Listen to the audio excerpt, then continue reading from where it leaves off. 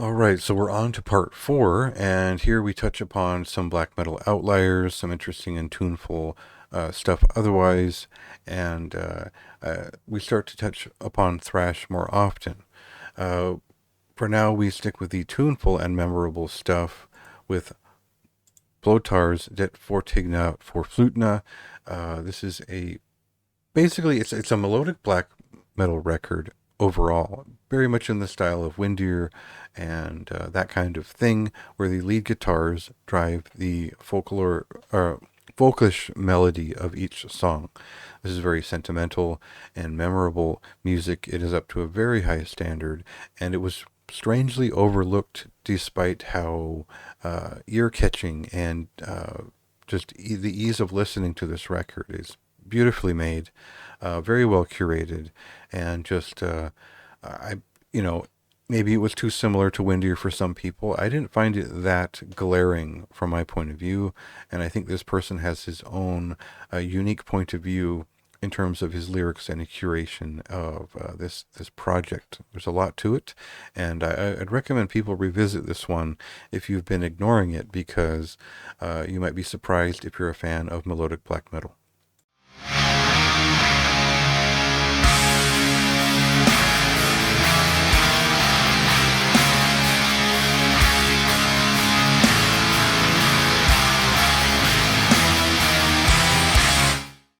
We have Proved Death is the second full-length album from Somniat, a Czechia-based modern black metal band, and they're at number 44 because they gave me a story and a concept that was very thoughtful, alongside very, I would say, uh, deeply introspective and surrealistic post black metal, which is still had plenty of riffs. It had a lot of action and aggression to it, and they kept it pretty brief. The record is under 35 minutes, and that helps its impact become even more repeatable, but also just a very sharp record overall. I think it's very well curated, and the artwork is fantastic.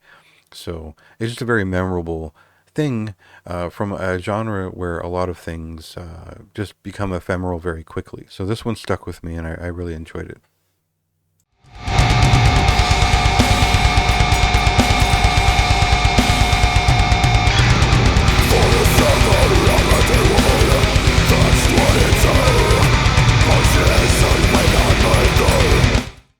So it wasn't that I didn't like Biolume Part 3 as much as Part 2.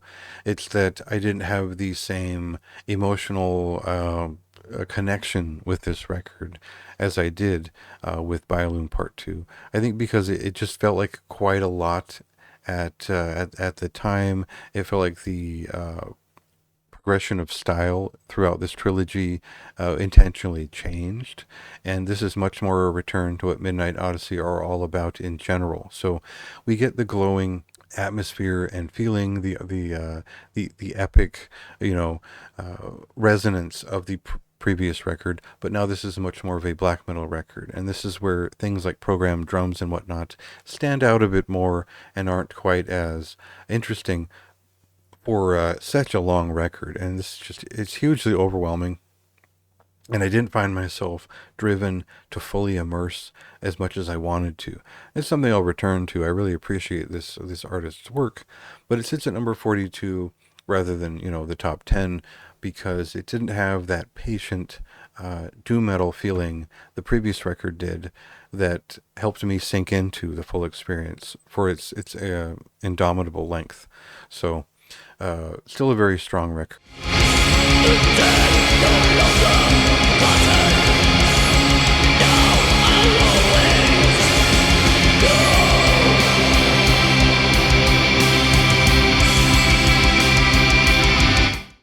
So it seems like Chile has an unending lineup of the best thrash metal bands on the planet, and Trastorned is one of them. They've been developing this record and this style for many years, and I think it's been at least a decade or more where they've been working on their eventually what this would become, and they really get it right on this debut.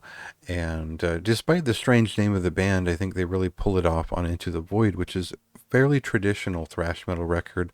A couple of blackened and technical spots on here, but overall, it's very much a short and concise traditional thrash metal form, which fans of groups like Forbidden will immediately appreciate.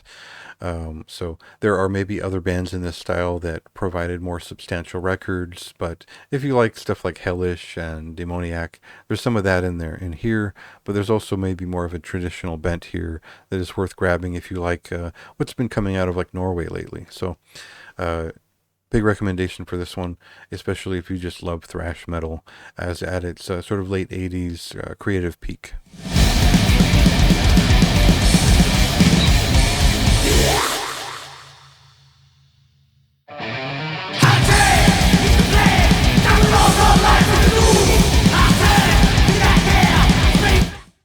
At number 41, we have The Shits You're a Mess, and this is technically a noise rock band, kind of a psychedelic rock band too, but they're not having any fun on this record. This is all about being strung out, fucked up, not in a good place. Life isn't great. There's a lot of hyperbole surrounding this record, which I won't add to, but obviously it gave people a feeling, and for me that was very effective as a listener of this style of music who enjoys misery. And I think the misery of this record is very strong, the way that it conveys itself.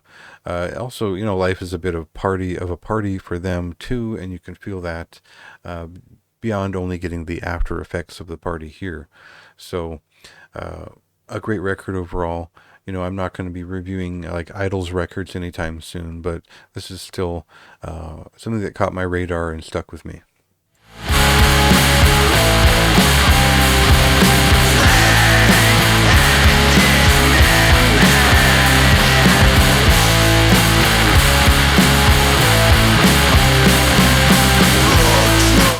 Black Royal Spiritism Io Sino Dia Gracia is the debut full-length album from Reem, a solo project from Blasphemer, who he's in a lot of bands. He contributed to some Absu recordings, some very important Mayhem records, as well as Ara Noir and various other groups. And I think that this is maybe a pandemic project that forced him to focus on something, and I think it was an important record for him. But it doesn't just read as plainly just, well, here's a pandemic record. This is a very thoughtful and unique release, especially if you're a fan of black thrash, occult black metal, and occult black death metal. There's his own style is all over this thing, and if you're a fan of Mayhem and what they've done on the records that he played on especially, you will love what's on this record. I found that at first I was tentative. When I reviewed it, I was almost there, but the more time I spent with this record, the more it just kind of unveiled itself more. And because it is so dense and it is so active and it does so many things, it took a while to get there. Yeah, especially if you're a fan of like Absu and those kind of bands, you'll immediately appreciate what this is all about. Here's hoping he does another one. I know he's in a lot of projects. I'd like to see what he could do with the second part. That's kind of the most interesting thing to me. It's like where can this go that isn't nostalgic, but is more, presently right there and developing in the moment.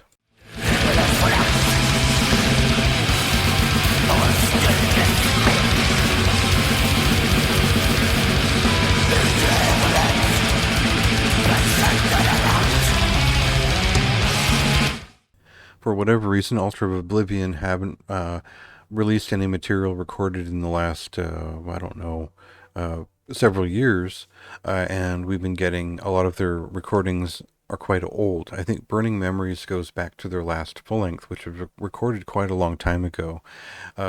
This latest EP is nearly 7 years old in terms of when it was recorded.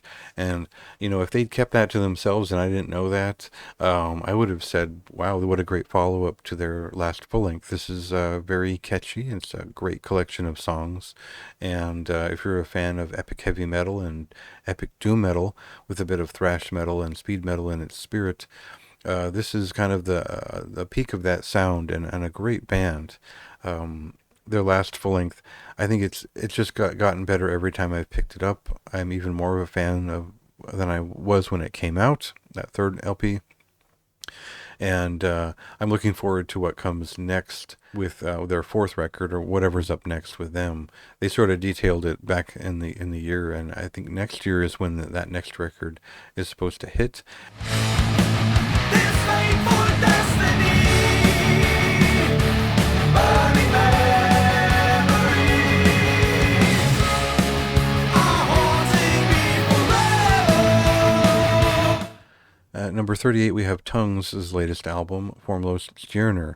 This is a Denmark-based esoteric, occult, death, metallic, doomed, atmospheric black metal trio.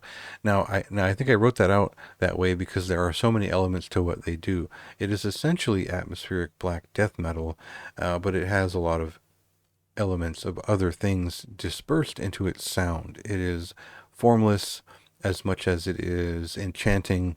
It is mysterious in every way, and I found it difficult to sell to others in terms of pushing, like, why is this so great? But it has a certain something, a certain sense of movement, an ease, and a trip to it where it doesn't feel like it aims to be entirely concrete.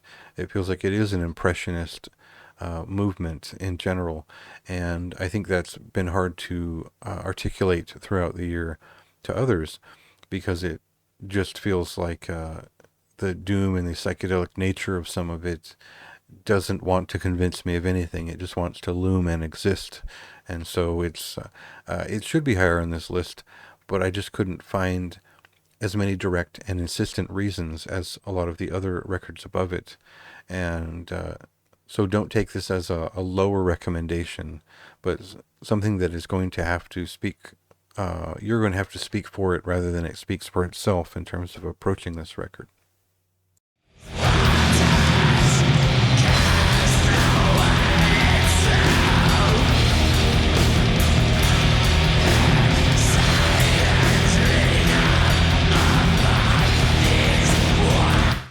At number 37, we have Fenn's Monument to Absence, and this is, I think, a very different record for this band. I think it's the result of some changes in lineup. I know that there's a new drummer on this record, and he kicks a lot of thrash and more aggressive movement into this record, which is also an angrier record, which is dealing with hopelessness and disappointment with community and others in terms of just the state of the world. It's a pretty interesting reactionary record in that sense.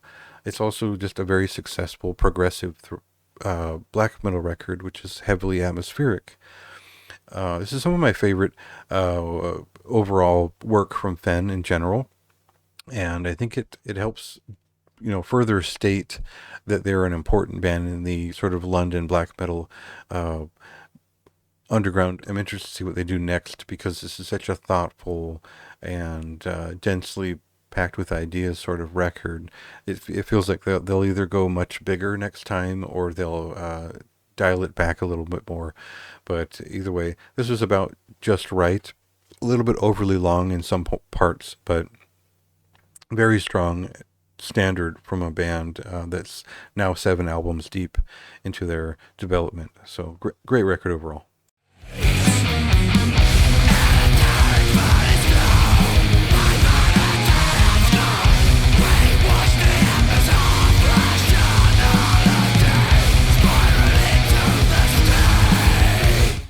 At number 36, we have Dope Lord's Songs for Satan, and this Polish stoner doom metal band sell this record by themselves. The first couple of singles, the first 3, 4, 5 songs on this thing, all of it sells itself.